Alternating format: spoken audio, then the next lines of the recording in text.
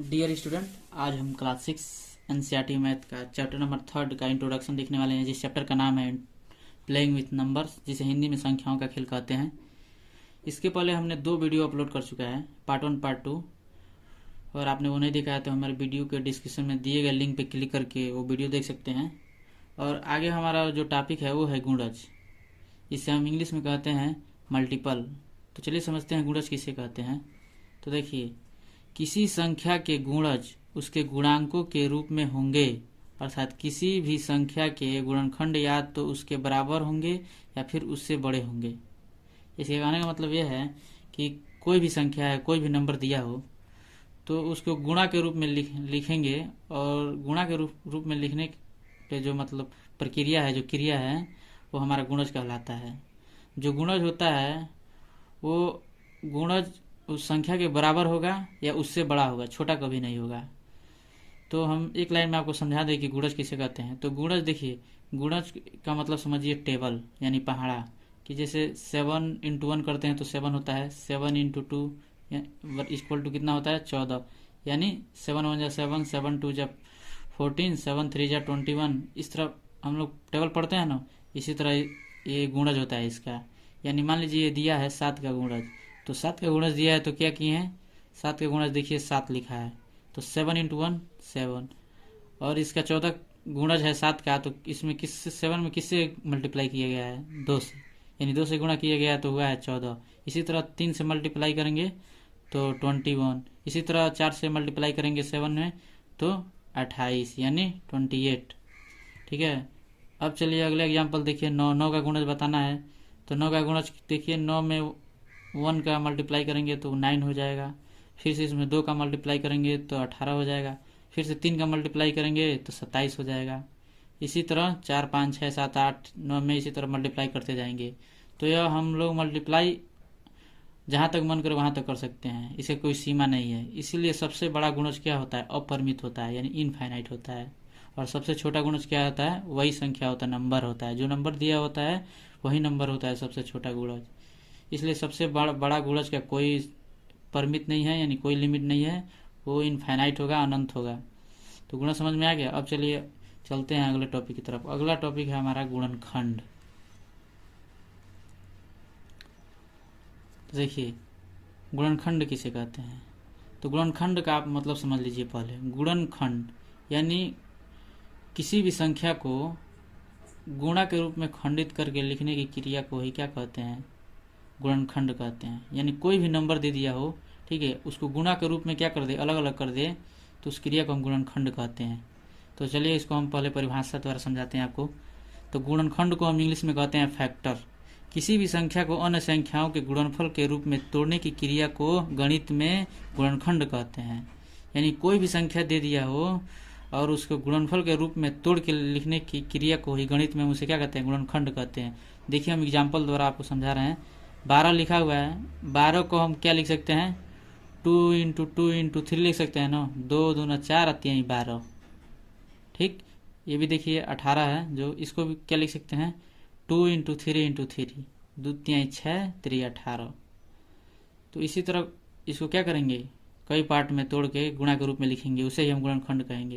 लेकिन देखिए, गुणनखंड निकालने का सबसे आसान तरीका मैं आपको बता रहा हूँ कि किसी का भी गुणनखंड निकालना हो तो आप किस विधि द्वारा गुणनखंड निकाल सकते हैं। तो देखिए यहाँ पे हम निकाले हैं, तो क्या किए, मान लीजिए 40 का गुणनखंड निकालना है, तो हम क्या करेंगे, पहले एक कॉलम खींच लेंगे और एक हॉरिजॉन्टल लाइन खींच लेंगे। अब देखिए 40 दिया है, तो 40 में हम सबसे छोटा अंक से पहले इसको 40 को डिवाइड करेंगे। देखेंगे सबसे छोटा अंक से कौन सा अंक है कि डिवाइड हो जा रहा है 40। तो आप देख सकते हैं कि 2 से क्या हो जाएगा, डिवाइड हो जाएगा, तो 20 बार में होगा। फिर से ये 2 से हम डिवाइड करेंगे तो 10 बार में हो जाएगा। फिर से 2 से डिवाइड करेंगे तो 5 बार में, 2 5 10 होता है तो 5 बार में हो जाएगा। फिर से 5 से डिवाइड करेंगे यानी 1 बार में हो जाएगा। तो ये तब तक डिवाइड करेंगे ना कि जब तक नीचे 1 ना आ जाए। चलिए एक और हम आपको एग्जाम्पल लेकर समझाते हैं। देखिए मान लीजिए और कोई संख्या दे दे 15 दे दे, ठीक है, कहेगी इसका गुणनखंड निकालिए, तो क्या करेंगे, देखिए 85 दे दे, मान लीजिए कोई संख्या दे दे 50, ठीक है, कह दे कि इसका गुणनखंड निकालिए, हम तो 2 से पहले डिवाइड करेंगे तो कितना हो जाएगा 25। तो 25 देखिए किससे कटेगा, 2 से नहीं कटेगा, किससे कटेगा, 5 से कटेगा, तो 5 25, फिर से 5 से कटेगा 5, 5 कम 5, तो इसका गुणनखंड क्या हो जाएगा हमारा 2 × 5 हो जाएगा। तो इसी तरह किसी भी संख्या का आसानी से हम गुणनखंड निकाल सकते हैं। ठीक है, चलिए अब हम अगले टॉपिक की तरफ चलते हैं।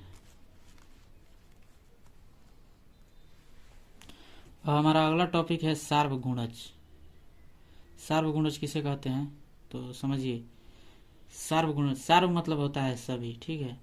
तो जिस तरह हम गुणज निकालते हैं ना, तो उस गुणज का एक का गुणज निकाल रहे थे हम लोग, लेकिन इसमें क्या होगा, 2 होगा या 2 से अधिक गुणज होगा, और जो उसमें गुणज में उभयनिष्ठ होगा, ये जो कॉमन संख्या होगा, वही हमारा सार्वगुणज हो जाएगा।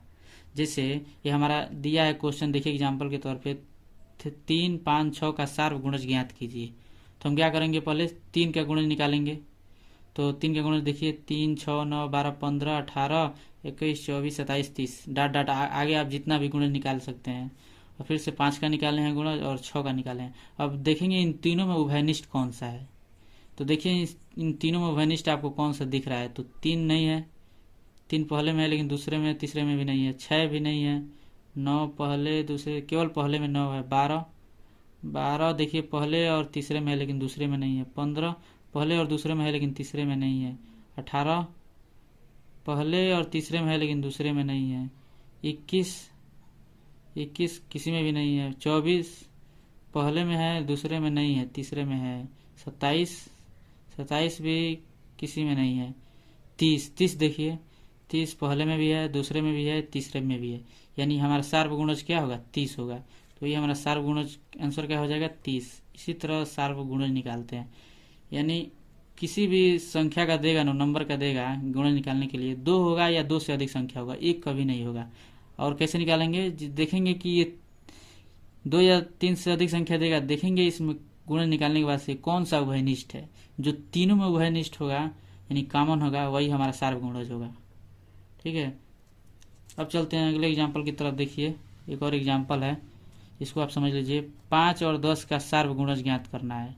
तो कैसे ज्ञात करेंगे, उसी तरह पहला और दूसरा निकालेंगे और उसका गुणज निकालेंगे। तो देखिए 5 के गुणज 5, 10, 15, 20, 25, 30, 35, 40, 45, 50, आगे डाट डाट आप अधिक भी निकाल सकते हैं।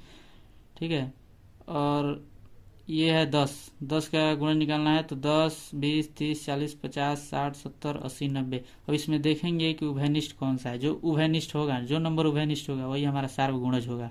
तो देखिए इसमें उभयनिष्ठ कौन सा है, देखिए 10 है, 10 हमारा बन रहा है उभयनिष्ठ। 15 पहले में लेकिन दूसरे में नहीं है, फिर से 20 उभयनिष्ठ बन रहा है, देखिए। और चलते हैं अगले, 25 नहीं है, दूसरे में 25 है, पहले में 25 है लेकिन दूसरे में नहीं है। 30 देखिए 30 भी उभयनिष्ठ बन रहा है हम लोगों का। 35, 40 बन रहा है उभयनिष्ठ। फिर से हमारा क्या बन रहा है, 40 के बाद से 50 बन रहा है। तो यहाँ पे लिखेंगे सार्वगुणज, सार्वगुणज। तो सार्वगुणज हमारा कौन कौन सा हो जाएगा, 10, 15, 20, 10, 15 नहीं होगा, 10, 20 होगा, 10 के बाद से 20 हो जाएगा, 15 नहीं होगा, 10 और 20, इसके बाद से क्या हो जाएगा 30, इसके बाद से 40, आगे आगे डाट डाट लगा देंगे। ये हमारा क्या हो जाएगा, आंसर हो जाएगा। घेरा बना देंगे, लेकिन 12 को अभी हम फैक्टर कर सकते हैं। 12 को और फैक्टर करेंगे तो क्या हो जाएगा, 2 और 6 हो जाएगा, क्योंकि 2 छक्के 12, तो 2 छक्के 12, ये भी 2 अभाज्य संख्या आ गया, इसको भी हम घेरा बना देंगे। अब बचा 6 को हम क्या लिख सकते हैं, 2 3, 3 दूना 6, तो ये भी 2 आगे क्या अभाज्य संख्या, इसको हम घेरा बना देंगे, यानी जो अभाज्य संख्या आएगा उस पर हम घेरा बना देंगे। और उसके आगे का प्रोसेस करेंगे, जो यानी भाज्य संख्या होगा उसको हम क्या करेंगे, फैक्टर करते जाएंगे। तो फिर से हमारा 3 बचा, 3 भी क्या हो गया, अभाज्य संख्या, इसको भी घेरा बनाएंगे। तो हमारा गुणनखंड क्या हो जाएगा, 2 × 2 × 3 × 3। चलिए हम इसको मल्टीप्लाई करके देखते हैं कि 24 आता है कि नहीं। तो 2 दूना 4, दूना 8, 3 का 24, 24 देखिए आ गया 9। तो हमारा वृक्ष गुणनखंड क्या हो जाएगा, लिखेंगे यहाँ पे वृक्ष गुणनखंड, गुणनखंड तो क्या हो जाएगा, 2 × 2 × 2 × 3। चलिए हम आपको एक और एग्जाम्पल द्वारा समझाते हैं। यहाँ पे देखिए दिया है एग्जाम्पल 36। तो 36 को हम इसे वृक्ष गुणनखंड के द्वारा इसको फैक्टर करना है, यानी गुणनखंड करना है। तो चलिए यहाँ पे लिखते हैं 36। तो पहले क्या करेंगे, इसको गुणा के रूप में तोड़ेंगे। तो जहाँ पे अभाज्य संख्या आ जाएगा वहाँ पे हम क्या कर देंगे, घेरा बना लेंगे। तो चलिए यहाँ पे हम करते हैं इसको। तो 2 इंटू 18, 18 दूना 36 होता है, या 2 18 36 होता है। तो यहाँ पे देखिए अभाज्य संख्या, इसको हम क्या कर देंगे, घेरा बना देंगे। फिर से 18 बचा, तो इसको हम क्या लिख सकते हैं, 2 और 9, 2 9 18 होता है। तो यहाँ पे फिर से 2 अभाज्य संख्या आ गया, इसको हम घेरा बना देंगे। यहाँ पे क्या बचा, 9। 9 को हम फिर से क्या करेंगे, इसके गुणा के रूप में तोड़ेंगे। तो 9 को क्या लिख सकते हैं, 3 इंटू 3, यानी 3 इंटू 3। तो 3 3 9। अब ये भी 3 भी अभाज्य संख्या और ये भी अभाज्य संख्या। तो हम क्या करेंगे, इसको घेरा बना देंगे। तो हमारा फैक्टर क्या हो जाएगा, वृक्ष गुणनखंड क्या हो जाएगा, 2 इंटू 2 इंटू 3 इंटू 3। तो यहाँ पे लिख देंगे वृक्ष गुणनखंड, वृक्ष गुणनखंड। तो क्या हो जाएगा, 2 इंटू 2 इंटू 3 इंटू 3। तो देखिए 2 दूनी 4, 3 12, 3 36, ये हमारा 36 है। इसी तरह कोई भी संख्या दिया हो तो आप आसानी से वृक्ष गुणनखंड ज्ञात कर सकते हैं। ठीक है, अगर आपको अच्छे से समझ में आया तो एक वीडियो को लाइक जरूर कर दीजिएगा। चलिए हम आगे बढ़ते हैं। अगला है हमारा महत्तम समापवर्तक। यानी महत्तम समापवर्तक किसे कहते हैं, जिसको हम इंग्लिश में हाईएस्ट कॉमन फैक्टर कहते हैं, जिसे लोग शॉर्ट में भी HCF भी कहते हैं। तो HCF देखिए, HCF को हम 2 विधि से भी लगा सकते हैं। पहले आपको चलिए डिफिनीशन समझाते हैं। ऐसी संख्याएं जो 2 या 2 से अधिक संख्याओं को पूर्णतः विभाजित करें उन्हें संख्याओं का समापवर्तक कहलाती है। इसे हम संक्षेप में HCF भी लिखते हैं। बोले 2 या 2 से कोई भी अधिक संख्या है, ठीक है, कितना भी हो सकता है, लेकिन उस संख्या को कोई बड़ी से बड़ी संख्या, कोई भी बड़ी से बड़ी संख्या पूरे को विभाजित कर दे रहा है, तो हमारा महत्तम समापवर्तक होगा। ठीक है, यानी कोई भी बड़ा से बड़ा संख्या हो, मतलब 2 या 2 से अधिक संख्या होना चाहिए। कोई भी संख्या हो 2 या 2 से अधिक, और उस संख्या को कोई भी बड़ी संख्या पूरी संख्या को विभाजित कर दे रहा है, वो हमारा महत्तम समापवर्तक होगा। तो हम आपको एग्जाम्पल के द्वारा हम आपको समझा रहे हैं, लेकिन पहले समझिए कि महत्तम समापवर्तक को हम 2 विधि से ज्ञात कर सकते हैं। ठीक है, एक पहला गुणनखंड विधि द्वारा और एक भाग विधि द्वारा। तो हम आपको गुणनखंड और भाग विधि द्वारा दोनों बताएंगे। तो चलिए पहले आप गुणनखंड विधि द्वारा समझ लीजिए कि महत्तम समापवर्तक कैसे निकालते हैं। तो पहले चलिए हम आपको एग्जाम्पल ले रहे हैं। एक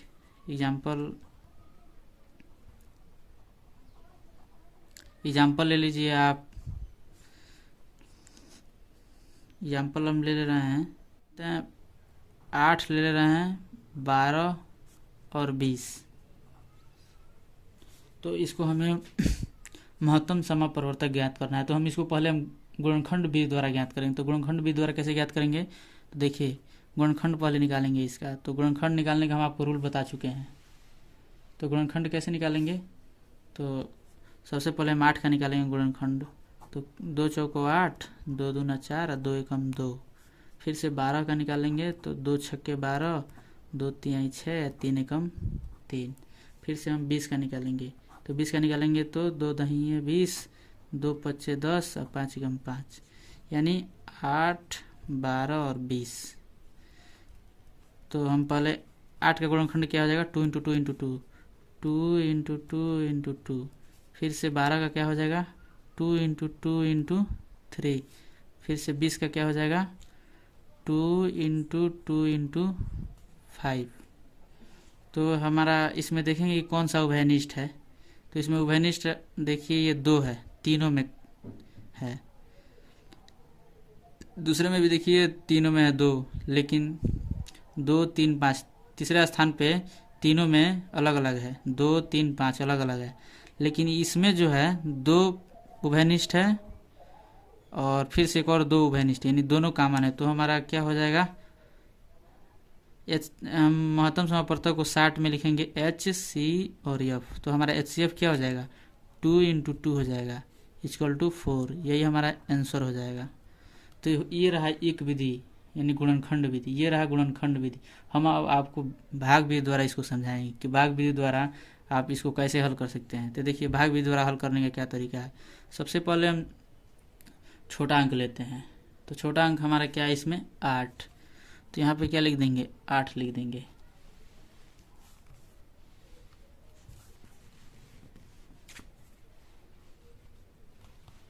सबसे पहले हम क्या करेंगे छोटा अंक लेते हैं।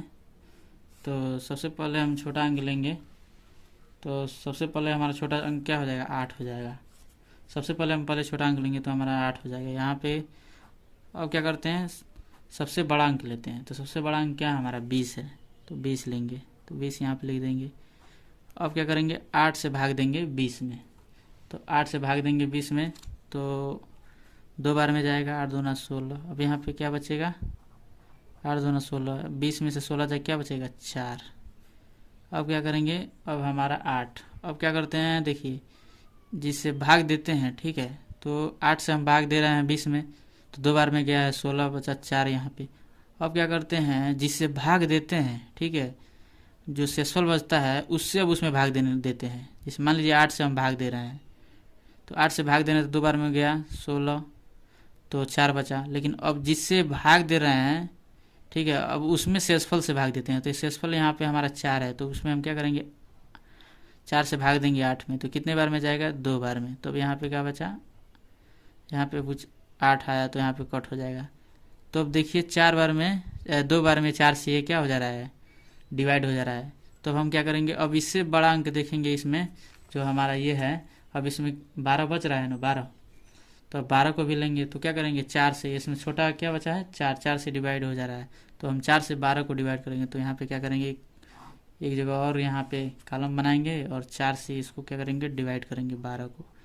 तो करिए 4 तिहाई 12। देखिए पूरा डिवाइड हो गया यानी 4 हमारा क्या हो गया HCF हो गया। तो यहाँ पे हम क्या लिख देंगे HCF 4। यही हमारा आंसर हो जाएगा। तो समझ गए आप गुणनखंड विधि द्वारा और भाग। चलिए हमारे एक और एग्जांपल लेते हैं जिससे आपका महत्तम समापवर्तक और क्लियर हो जाए जिससे आपका कोई डाउट ना रहे। तो चलिए हम एक और एग्जांपल लेकर हम आपको समझाते हैं। तो चलिए एग्जांपल लेते हैं। एग्जांपल ले लीजिए आप 15, 45 और 60। तो हम इसको क्या करेंगे सबसे पहले गुणनखंड विधि द्वारा इसका हम महत्तम समापवर्तक ज्ञात करेंगे यानी HCF ज्ञात करेंगे। तो सबसे पहले हम क्या करेंगे 15 का गुणनखंड करेंगे। तो गुणनखंड करने का हम अपने आपको बता दिया है कि सबसे इजी मेथड क्या है कि आप एक इस तरह कॉलम खींचिए और एक इस तरह। अब यहाँ पे लिख देंगे 15।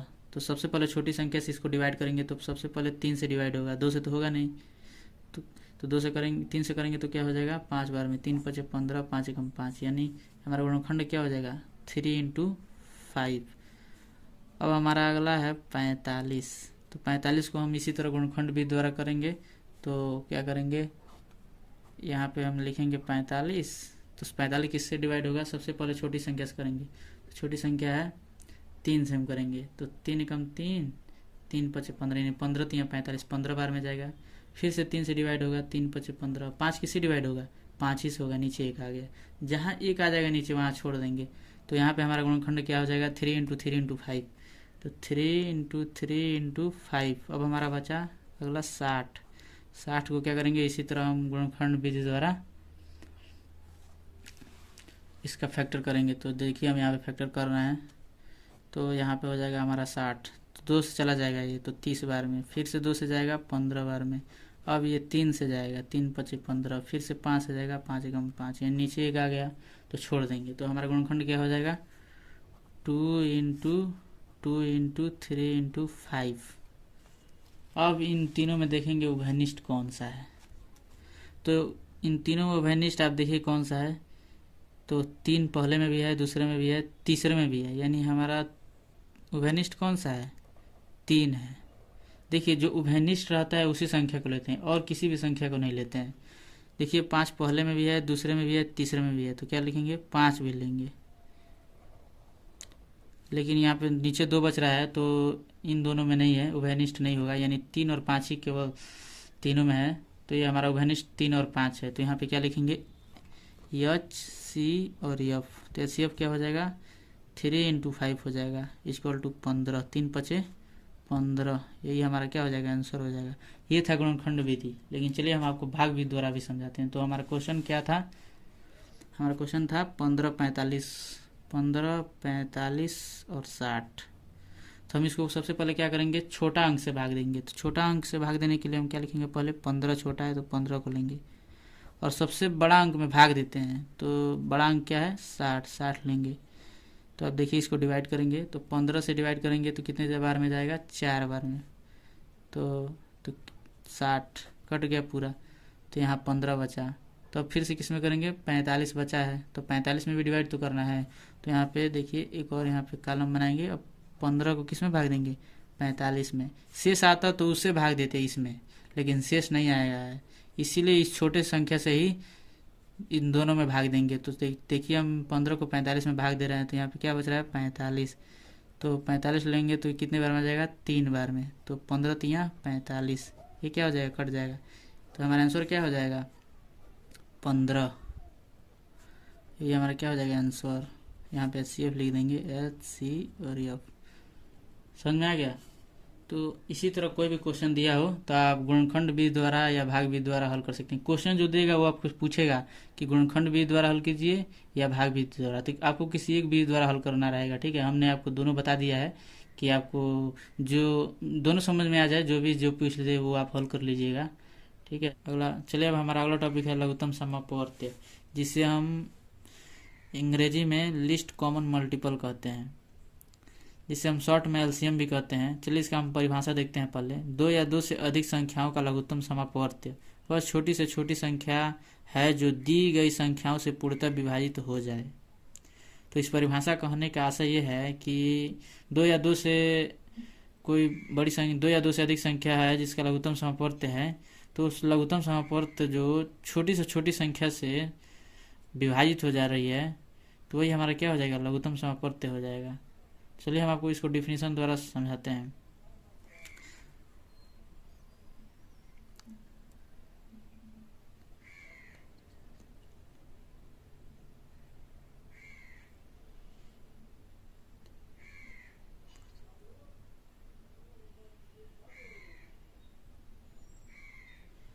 चलिए हमारा अगला टॉपिक है लघुत्तम समापवर्त्य, जिसे इंग्लिश में हम लिस्ट कॉमन मल्टीपल कहते हैं, यानी इसको हम शॉर्ट में LCM भी कहते हैं।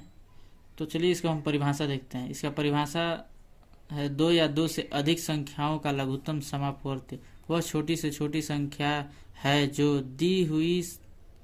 चलिए अब हमारा अगला टॉपिक है लघुत्तम समापवर्त्य, जिसे हम अंग्रेजी में लिस्ट कॉमन मल्टीपल कहते हैं।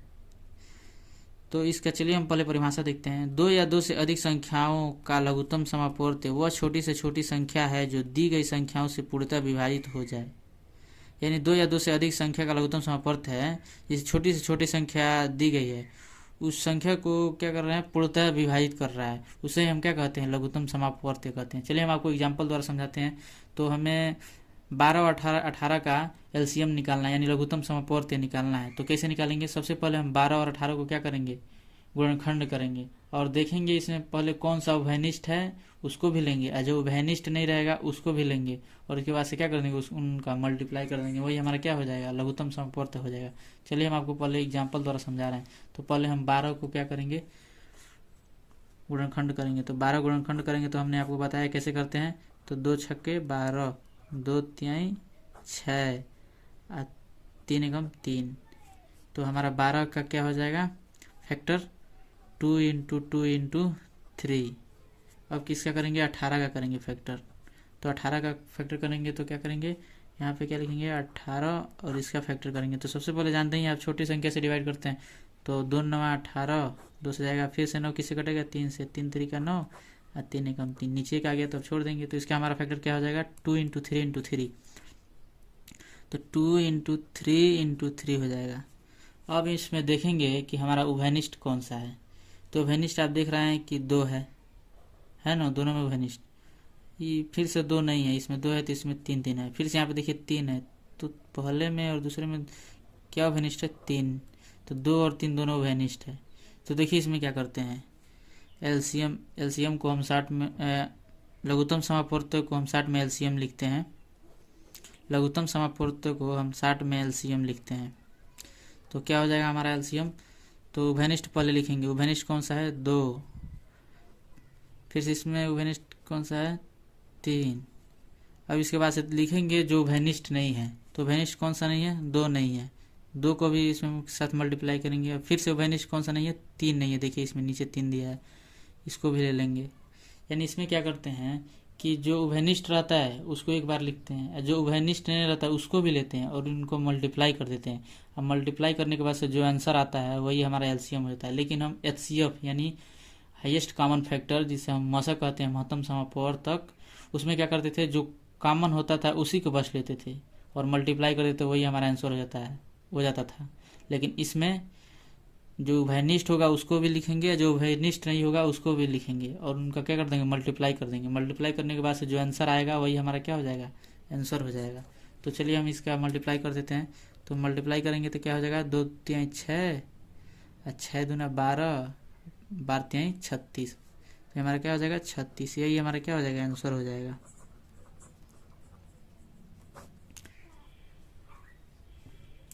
देखिए हम इस क्वेश्चन को 2 विधि से हल कर सकते हैं, एक तो मैंने बताया वो, लेकिन एक और विधि है जिससे आप हल कर सकते हैं। तो लघुत्तम समापवर्त्य इस विधि से भी आप निकाल सकते हैं। देखिए हम उस विधि को बता रहे हैं।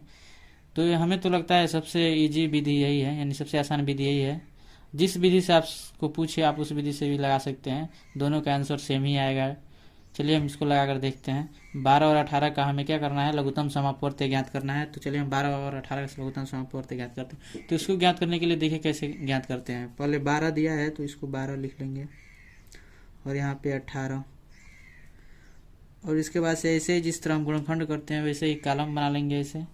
अब ऐसे इसको क्या करेंगे, जैसे डिवाइड कर, छोटे से छोटे अंक से डिवाइड कर रहे थे गुणनखंड में, वैसे ही डिवाइड करना है। लेकिन हमें इन दोनों को डिवाइड करना है एक साथ। डिवाइड हो जाएगा तो ठीक है, और नहीं होगा तो उसको वैसे ही नीचे ले लेंगे, उतार लेंगे। ठीक है, देखिए हम सबसे पहले छोटे अंक से डिवाइड करेंगे इसको। तो छोटे अंक से डिवाइड कर रहे हैं तो सबसे 2 से डिवाइड करेंगे। तो 2 से डिवाइड करेंगे तो 6 बार में जाएगा, 2 6 12। फिर से 18 को डिवाइड करेंगे तो कितने बार में जाएगा, 9 बार में, 2 9 18। यहाँ फिर से इसको डिवाइड करेंगे 6 और 9 को, तो देखेंगे किससे डिवाइड होगा। सबसे पहले छोटे अंक से डिवाइड करेंगे तो छोटा नंबर है 2, 2 3 6 यानी 3 बार में हो जाएगा। यहाँ पे है 9, ये 2 से डिवाइड नहीं होगा तो इसको 9 को हम ऐसे ही ले लेंगे, नीचे वैसे ही उतार देंगे 9 को। फिर से अब इस दोनों को डिवाइड करेंगे तो ये भी किससे डिवाइड होगा, 3 से, ये भी 3 से डिवाइड होगा। तो अब 3 से डिवाइड करेंगे क्योंकि 2 से तो डिवाइड होगा नहीं, अगर आपने हमारे विभाज्यता का नियम नहीं पढ़ा है। ठीक है, विभाज्यता के नियम हम बताए हैं कि कोई भी संख्या हो उसको कैसे पहचाने कि ये किस नंबर से कटेगा। तो आप हमारा पार्ट 2 वीडियो देख सकते हैं जिसमें हमने विभाज्यता का नियम बताया है। तो चलिए हम आगे बढ़ते हैं। तो ये 3 से डिवाइड होगा, तो 3 से डिवाइड होगा तो 3 एकम 3, ये 3 3 9, फिर से 3 एकम 3, यहाँ पे एक आ गया, यहाँ पे एक आ गया, यहाँ तक बस। अब इसके बाद से हम रहने देंगे। तो यहाँ पे क्या लिख देंगे, एलसीएम। तो हमारा क्या हो गया एलसीएम, 2 × 2 × 3 × 3। तो क्या लिखेंगे पहले, 2 × 2 × 3 × 3। अब क्या हो जाएगा, 2 दूना 4, 3 12 और 12 3 36, 36 ही हमारा आंसर हो जाएगा। तो इस विधि से भी लगा सकते हैं और एक ये विधि है। सबसे इजी विधि तो मुझे यही लगा। आपको जो इजी लगा हो उस विधि से आप हल कीजिएगा, दोनों में आंसर सेम ही आएगा। और हमारा अगला टॉपिक है सअभाज्य संख्या। सअभाज्य संख्या किसे कहते हैं, तो देखिए सअभाज्य संख्या किसे कहते हैं, जिसे हम इंग्लिश में को प्राइम नंबर बोलते हैं। ऐसी संख्याओं को जोड़े जिनके गुणनखंडों में एक के अतिरिक्त कोई भी उभयनिष्ठ गुणनखंड न हो, उन्हें सअभाज्य संख्या कहते हैं। यानी 2 से अधिक नंबर दे दिया हो, 2 या 2 से अधिक नंबर दे दिया हो, और उनका हम क्या करेंगे, गुणनखंड करेंगे। और गुणनखंड करेंगे और उस गुणनखंड में हम देखेंगे कि केवल एक उभयनिष्ठ हो। ठीक है, उससे अधिक नहीं होना चाहिए, एक उभयनिष्ठ हो। यानी कोई भी संख्या है उससे गुणनखंड में केवल एक उभयनिष्ठ होना चाहिए, उसके अलावा और कोई उभयनिष्ठ ना हो। तो उसे हम क्या कहते हैं, सअभाज्य संख्या कहते हैं। जैसे देखिए एग्जाम्पल है 2, 3, 3, 4, 5, 6 यानी 14, 15 यानी 2 और 3 का हम क्या करेंगे, फैक्टर करेंगे। 2 × 1 होगा, 3 का क्या करेंगे, 3 × 1 होगा, 3 हो जाएगा। तो इसमें देख रहे हैं कि जब इसका फैक्टर हो रहा है 2 का तो 2 × 1 हो रहा है, इसका भी फैक्टर होता है 3 × 1 हो रहा है। तो इसमें कॉमन क्या है, 1 है। अब देख सकते हैं इसमें 1 है कॉमन, है ना। तो इसे ही हम सअभाज्य संख्या कहेंगे, यानी जिसमें केवल 1 हो, कॉमन उभयनिष्ठ हो, उसे ही हम सअभाज्य संख्या कहते हैं। अगर वीडियो अच्छा लगा हो तो लाइक कीजिए, अपने दोस्तों के पास शेयर भी कीजिए ताकि उन लोगों का भी हेल्प हो सके। अब हम मिलते हैं इसके नेक्स्ट वीडियो में जिसमें हम प्रश्नावली 3.1 करेंगे।